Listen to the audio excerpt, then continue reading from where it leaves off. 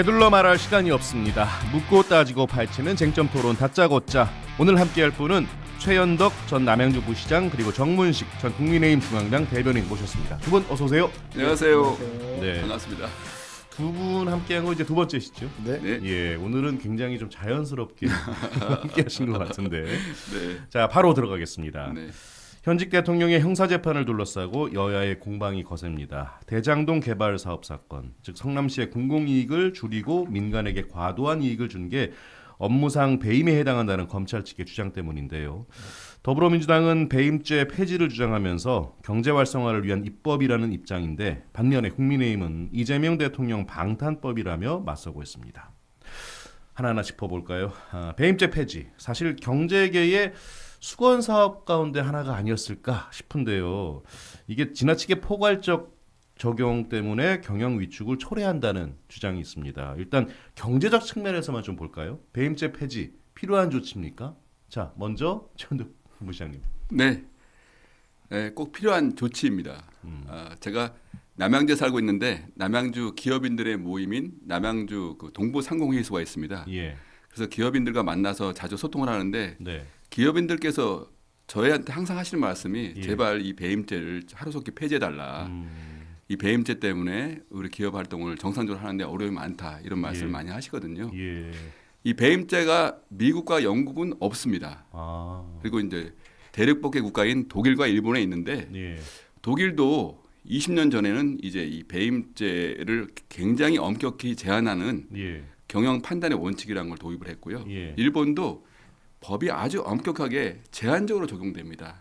즉 우리나라처럼 이렇게 광범위하고 추상적으로 기업 활동을 옥죄는 게 없고요. 예. 또 우리나라도 이 배임죄가 1953년에 제정됐으니까 70년이 넘었습니다. 예. 그래서 경제단체 6개 단체가 계속 오랫동안 주장을 해온 것이고요. 경영을 좀 자율성이 있게 하자 이런 관점에서는 꼭 폐지해야 된다 이런 말씀드립니다. 알겠습니다. 정문식 전 대변인님. 지금 좋은 말씀하셨어요. 예. 그 독일도 그 보완해가지고 없앴습니다. 아, 보완해서. 예. 그러니까 이제 이 단서로 예외 조항이 꼭 필요한데요. 예.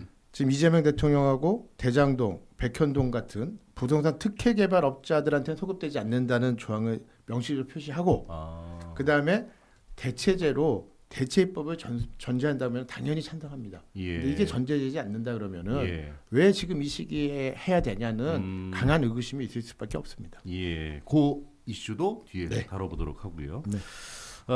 말씀하신 대로 배임죄 폐지로 이 기업 경영 위축을 해소하는 측면이 존재한다. 예. 네. 라는 이야기가 있습니다. 그런데 또 한켠에서는 경영자들이 마음대로 사익을 추구하고 주주 권익을 침해할 가능성은 없을까? 이 부분도 좀 의아해하거든요. 먼저 정문식 대변인.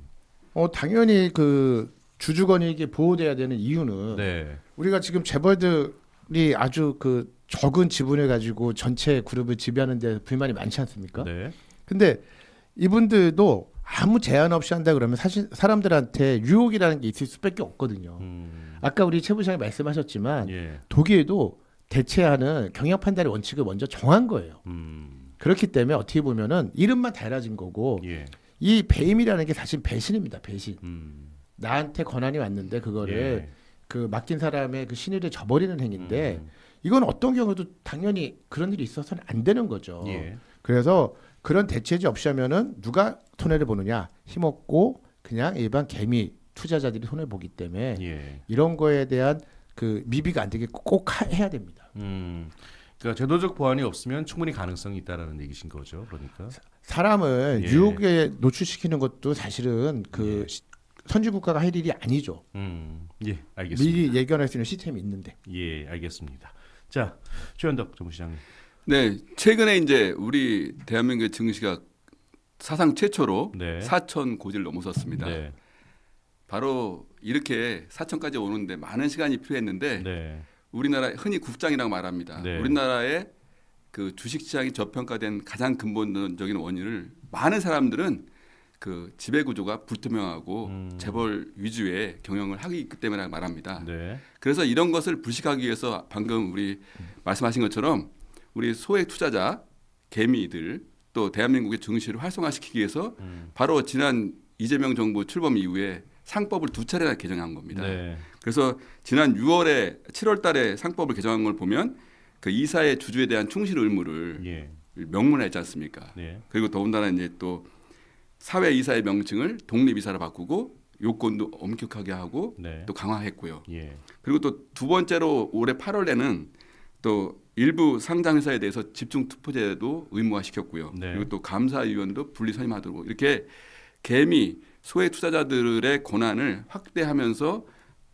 또 한편으로는 주주 권익을 확보할 수 있도록 그런 가능성을 열어두고 있거든요. 예. 이런 것이 바탕이 된 가운데 음. 또 이제 올해 연말까지 제3차 상법 개정을 통해서 좀 더 주주들의 이익, 일반 주식을 투자하는 분들이 예. 피해가 없고 예. 대한민국의 증시를 활성화하고자 하는 노력들이 지금 진행되고 있는 것입니다.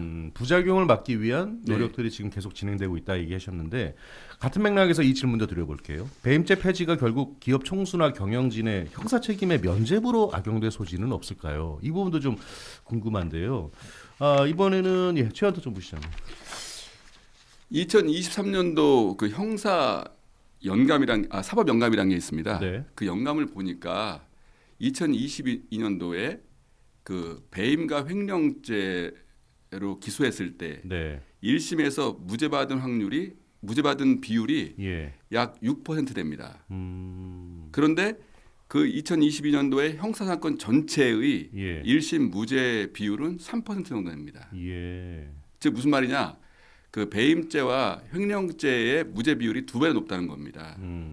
그래서 그만큼 우리나라는 오랫동안 1953년부터 이 횡령 배임죄를 계속 적용해 왔는데 예. 사실상 그게 나중에 재판 과정에서는 무죄되는 확률이 굉장히 높아졌다.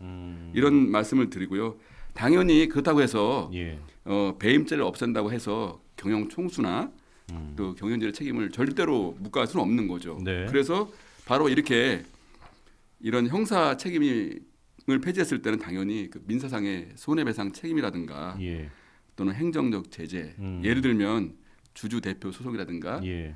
또는 이사의 책임 소송 같은 예. 그런 걸 해야 되고요. 또 지금 자본시장법, 공정거래법 또 이런 것을 다양한 여러 가지 관련되는 법령을 정비해서 예.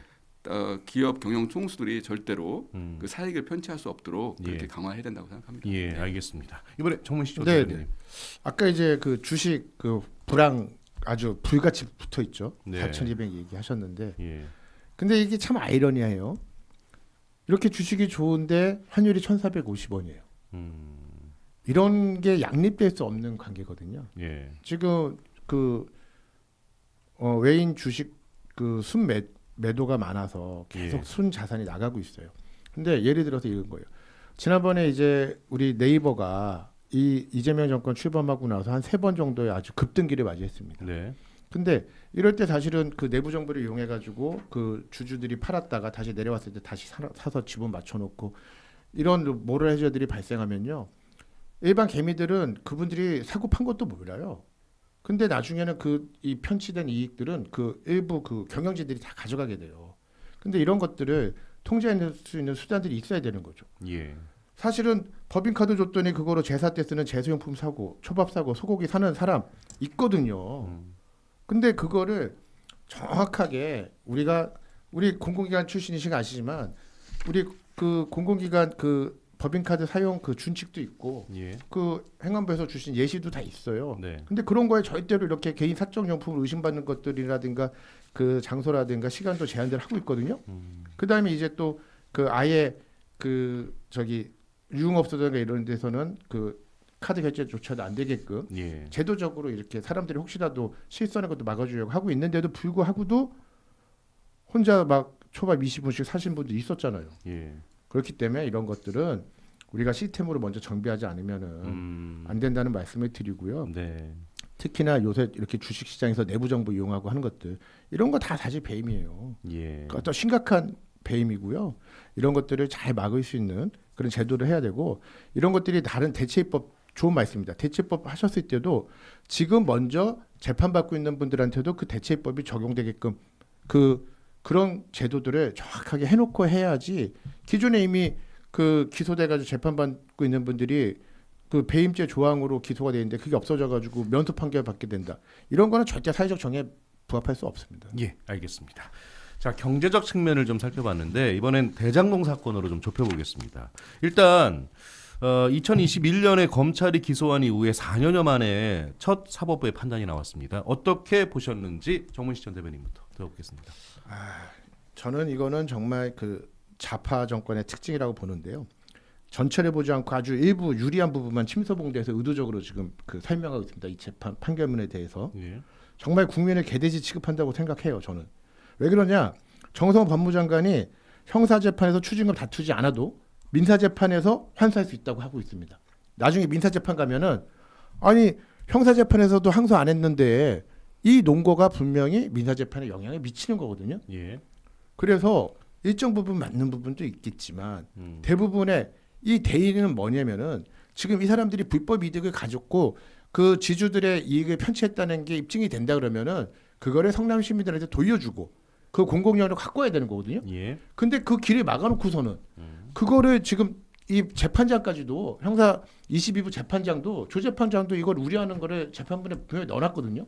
근데 그 부분 말고 그 재판문에 써져 있지 않는 부분들을 가지고서 이 재판문을 해석하는 거는 정말 아전인수식 좌파 해석이라고 생각합니다. 알겠습니다. 이번엔 최현덕 전 부시장님. 네, 저는 이제 우리 사회자님께서 질문하신 사항에 대해서만 네. 먼저 말씀을 네, 좀 네, 명확히 네, 하실 필요가 있습니다. 질문하신 내용이 예. 이번에 그 사법 판단 1심이 예. 나왔는데 그 예. 1심에 대해서 어떤 예. 생각하냐 그 어떻게 말씀하셨잖아요. 생각하세요? 예. 그래서 저는 1심에서 많은 거를 얘기하고 있다고 생각합니다. 법원이 일단 그 민간업자들 또 유동규 본부장과 정민용 그 변호사 등 그러니까 당시 성남도시공사 직원들 예. 그리고 나머지 민간업자들 예. 이들 간의 유착 관계에 대해서도 설명하면서 동시에 굉장히 그 검찰의 구형보다도 더 세게 내리기도 합니다. 네. 그래서 검찰의 구형보다 더 센 사람들이 성남도시공사의 유동규 전 본부장과 정민용 변호사고요. 예. 나머지에 대해서도 중형이 내려졌고 또 추징금도 뭐 개인마다 다릅니다만 네. 근데 여기서 가장 제가 중심 있게 본 것은 네. 그 법원이 이렇게 판단합니다. 옛 성남시장은 유동규 등 민간업자의 유착이 어느 정도인지를 모르는 상태에서 비교적 자유롭게 수용 방식을 결정할 수 있었던 건 보인다. 예. 자, 네. 여기까지만 네네. 하시고 추가 설명이 필요하시면 2부에서 조금 네네. 더 부연 설명해 주면 좋겠습니다. 다짜고짜 1부 마무리하겠습니다.